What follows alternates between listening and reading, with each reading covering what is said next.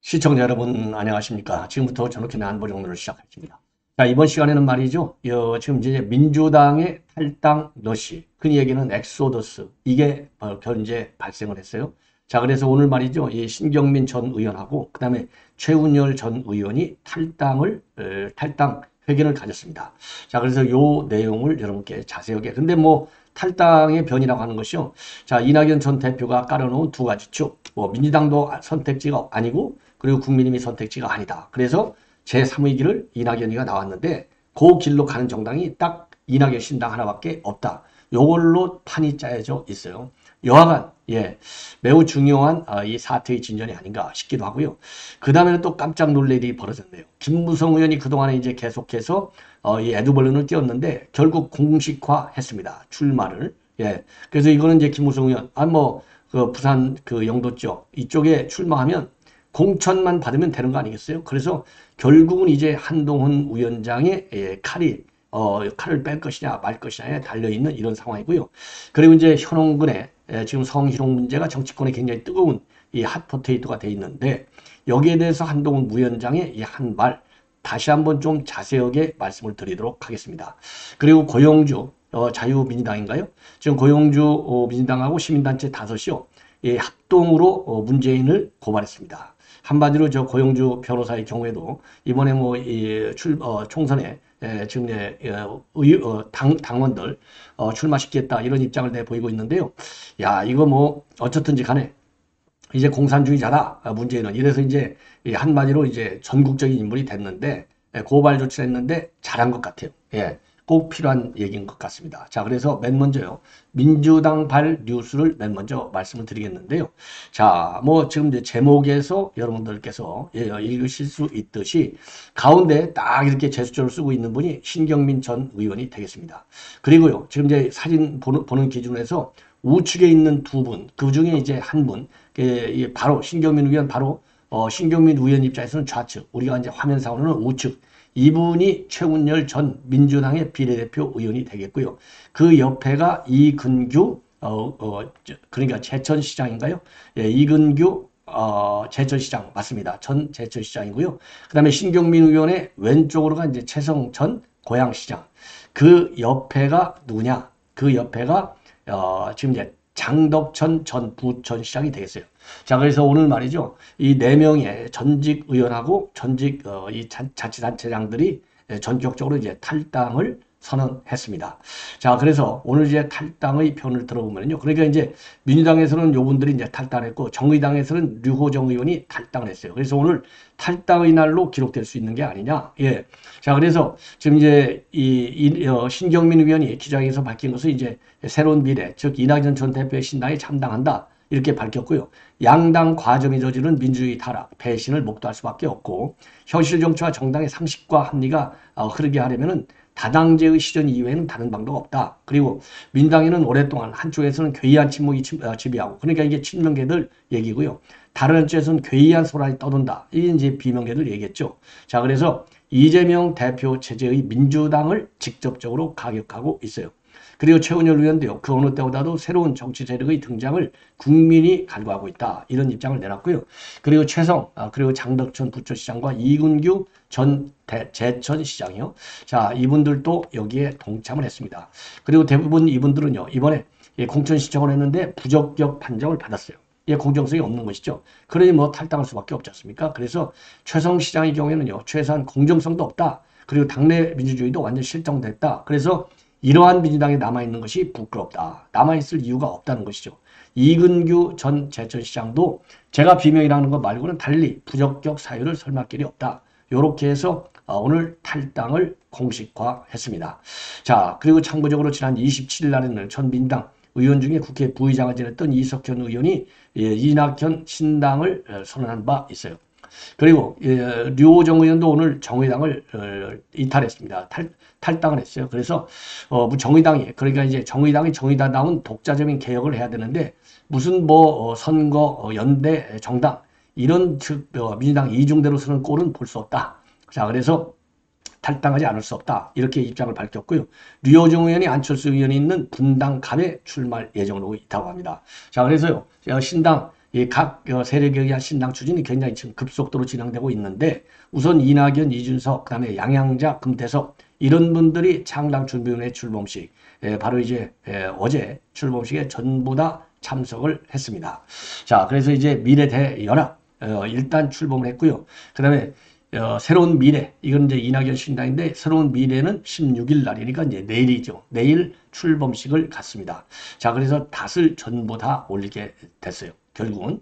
그래서 지금 이제 정의당은 정의당대로, 그리고 이제 민주당은 민주당대로 탈당 러시 현상이 생긴다. 이런 이제 얘기가 되겠습니다. 자, 이렇게 해서 이제 신경민 탈당을 하고요. 자, 이번에는요, 지금 이제 한동훈 위원장이 현근택 성희롱과 관련해서 입장을 공식적으로 내놨습니다. 한마디로 얘기해서 우리 국민인 같아 이런 성희롱 의혹 두 번 생각할 필요가 없다는 거죠. 바로 가짜없이 탈락을 시킨다는 거죠. 이 얘기는 지금 이제 누굽니까? 현근택을 갖다가 검증위에서 지금 통과시켰다가 지금 이제 이 철회했지 않습니까? 요 왔다 갔다 하는 민주당을 비판하는 거예요. 더군다나 현근택이가 당사자고 합의를 봤다. 그래서 이제 합의를 받는 거는 뭐예요? 지금 감찰이 진행되고 있으니까 감찰의 효력을 무효화시켜가지고 결국은 출마할 수 있는 그 여건을 만들겠다는 거 아니에요? 그러니까 제일 큰 장애물이 성희롱 사건이 돼버렸는데 이 성희롱 사건을 갖다가 합의문을 무기로 해서 이제 무효화시켜가지고 이제 공천을 받겠다는 작전으로 들어선 건데 요걸 가지고 우리 국민의힘과 민주당의 그 이 성희롱 문제에 대한 입장의 어마어마한 차이, 그렇죠? 이 인식의 차이를 한 칼에 보여주는 게 바로 현근택 사건이 아닌가. 그래서 우리 공천관리는 두 번 생각할 필요가 없다. 이렇게 입장을 밝혔고요. 현근택 사안이 우리 국민의힘에서 제가 정말 아끼는 분들에게 일어났다고 생각해보자. 우리 공천관리는 두 번 생각하지 않을 것이다. 그래서 이 성 관련해서 결격 사유가 발생한 인사, 공천 배제 원칙을 확실하게 밝혔습니다. 그리고요, 김경률 비대위원도 현근택 구제 작업이 피해자 2차 가해 신호로 시작이 됐다. 이렇게 입장을 밝히고요. 현근택 변호사가 재판 유출 의혹까지 받으면서 이화영을 변호하고 그리고 이재명의 방패막이로 맹활약한 들 공천을 물건났다고 생각했지만 우리의 착각이었다. 이렇게 얘기를 하고요. 그리고 현근택 구제 작업이 피해자 2차 가해 신호로 시작이 됐는데 이쯤 되면 민주당의 상징인 조작과 은폐를 떠올리지 않을 수 없다. 이렇게 덧붙였어요.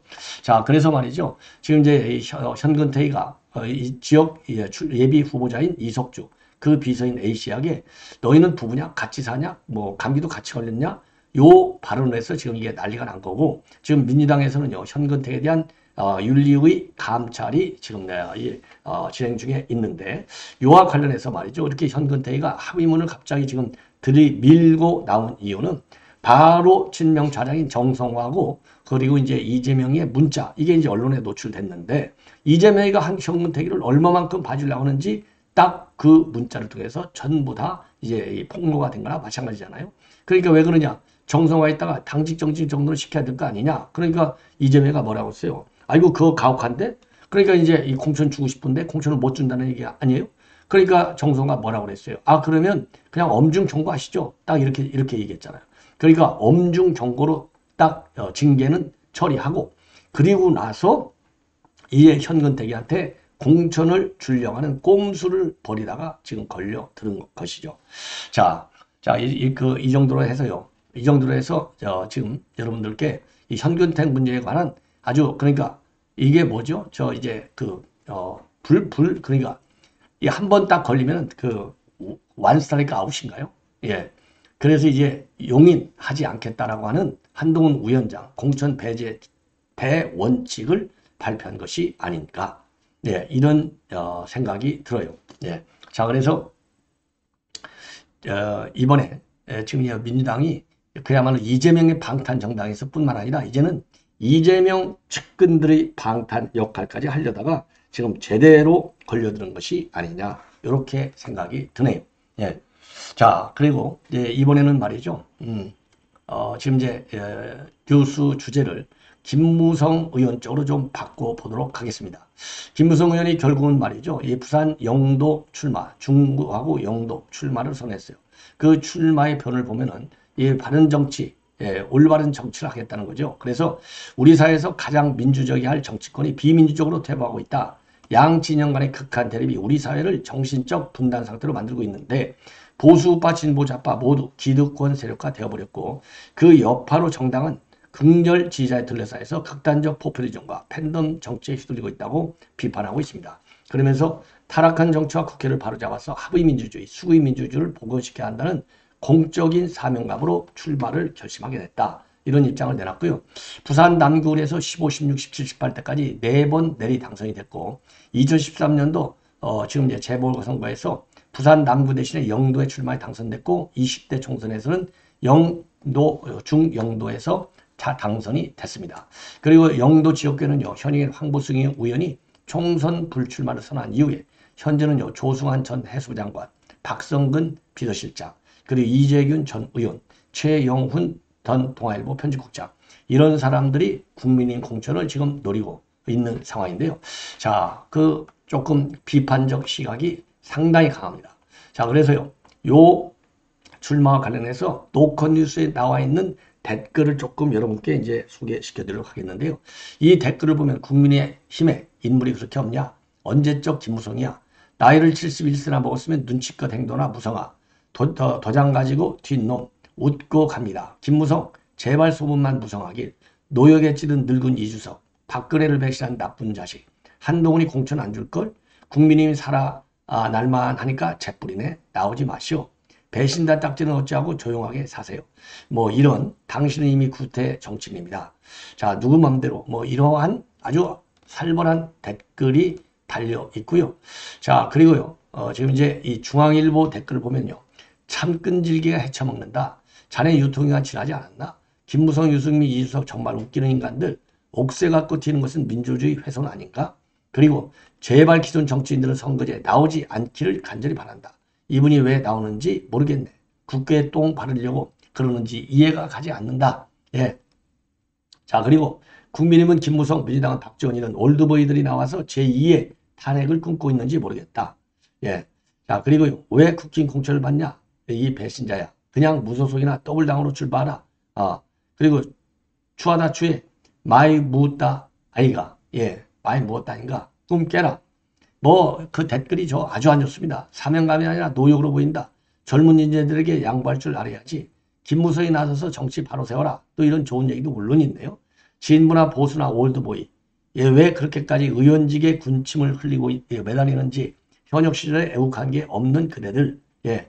그리고 영삼이한테서 못된 것만 배워가지고 이런저런 정치권에서 영원히 퇴출시켜야 한다. 만일 공천을 준다면 민주당 후보를 찍겠다. 이렇게 아주 뭐 살벌한 그런 지금 이 반응이 올라와 있습니다.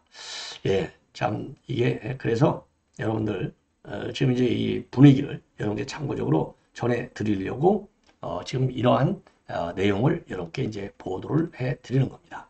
자, 그리고요 이번에는 지금 이제 이 고영주 변호사의 지금 신문 광고문이 되겠습니다.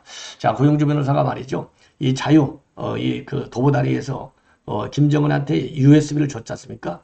요것과 관련해서 고발장을 제출했습니다. 그래서 요거는 최고 사형인 국가기밀 누설 범죄다. 자, 그래서 문재인에 대한 고발장을 시민단체 5군데하고 같이 고발장을 지금 내왔어요. 자, 그래서 요 내용을 좀 자세하게 좀 말씀을 드리도록 하겠습니다. 자, 요런 거는 우리가 좀 많이 알아야 될 것 같아요. 그래서 문재인 고발장 제출했다. 김정은에게 USB를 건넨 행위는 최고 사형인 국가기밀 누설죄에 해당된다. 이렇게 입장을 내놨습니다. 자, 그래서요, 이 5개 시민단체하고 연합을 해서 고발한다. 이런 입장을 내놨는데요. 우선요, 고영주, 장기표, 그 다음에 문수정, 박윤환, 박소영, 이런 5개 시민단체 정당 대표는 문재인 고발장을 제출하고 엄정 수사를 요구했다. 그래서 자유민주당의 고영주, 공권력 감시센터의 센터장 문수정 변호사, 신문명정책연구원 원장 장기표, 바른사회시민회의 공동대표 박인환 변호사, 행동하는 자유시민대표 박소영 국가교육위원회 위원, 5개 시민단체 정당은 2024년 1월 5일 문재인 소관 경남 경찰청에 문재인은 국법법 위반 행위자로 고발장을 제출하고 엄정 수사해 줄 것을 요구를 했다. 예, 이게 이제 1번 항이 되겠고요. 2번 항을 보면은요. 통일부는 문재인이 김정은에게 건넨 USB는 국가안전보장 이익을 침해한다고 밝혔다. 간첩 범죄임이 밝혀졌다. 그래서 5개 시민단체 정당은 고발장에서 피고발인 문재인은 2018년도 4월 27일 판문점 도보다리에서 반국가단체인 북한의 수계 김정은에게 USB를 전달했고 이에 제기된 해당 USB의 내용에 대한 정보 공개 청구 행정소송에서 피고 즉 통일부는 판문점 USB 내용이 공개될 경우에는 남북한 관계 발전에 현저한 불이익이 초래되고 국가안전보장이라는 이익도 침해된다고 밝힌 것으로 알려졌다. 자유일보의 작년 10월 달에 보도가 됐어요. 그 다음에 세 번째는요. 문재인의 국가기밀 탐지 수집 전달 행위는 국보법상 법정형이 사형 또는 무기징역인 중대범죄입니다. 예, 이렇게 밝히고 있습니다. 자, 그래서요. 통일부가 밝힌 국가안전보장 침해라고 하는 USB 내용은 피고발인 문재인이 국보법 제5조 자진지원 금품 수수, 그 다음에 일항 반국가단체나 그 구성원 등을 지원할 목적으로 자진한 사람, 그리고 자진해서 제4조 1항을 행위를 한 자, 그 다음에 형법 제98조의 간첩 조항 1, 2항, 이거 즉 적국을 위해 간첩하거나 적국 간첩을 방조한 자, 군사상 기밀을 적국에 누설한 자에 해당되며 이 법은 이 경우 사형 또는 무기징역에 처한다고 규정되어 있다. 그 다음에 네 번째는요. 대법원도 사회경제 정치에 관한 기밀은 군사상 기밀에 속하는 것이라고 판결, 간첩죄를 포괄적 범위로 중대하게 다루고 있다는 겁니다. 그래서 대법원 판례는 형법 제98조 간첩죄에 있어서 군사상 기밀이라 하면 순전한 군사상 기밀에만 그치는 것이 아니로 오늘날같이 사회, 경제, 정치에 관한 모든 사실이 군사력에 직결되어 있는 현대전의 양상 안에서는 사회, 경제, 정치에 관한 기술은 동시에 군사상의 기밀에 속하는 것으로 봐야 한다. 이러한 입장을 지금 내보였습니다. 자, 그러면서 국민한테 뭐라고 호소하고 있느냐? 문재인과 종북 좌파 세력의 반국가단체에 대한 국가기밀 전달과 같은 간첩행위, 그 다음에 남북 주민, 이 생명유린 새 공무원 사건, 그리고 국가 원전산업 파괴 등 헤아릴 수 없는 반국가 반사회적 행위로 자유민주주의 대한민국의 근본이 크게 무너졌다. 바로 잡는 데 꼭 함께 나서 주십시오. 이러한 입장을 지금 광고문 형태로 제기를 하고 있습니다. 자, 이 정도가 되면은요, 이제 검찰에서 즉각적으로 수환 조사할 때 문재인을 최우선 해야 될 것이 아닌가, 이렇게 생각이 듭니다. 자, 시청자 여러분, 이것으로 본 방송을 마치겠고요. 여러분들의 많은 시청 거듭 당부드리겠습니다. 대단히 고맙습니다.